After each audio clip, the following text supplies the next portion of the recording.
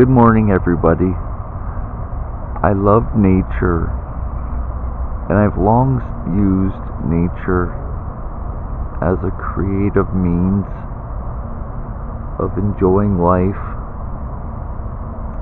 and helping me relax as I endure the chronic pain and the whole set of challenges that come with it.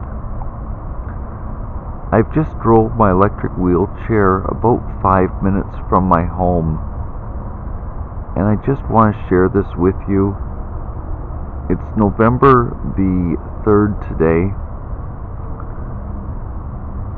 and I just want to show you the effect of the few frosts that we've experienced in Canada.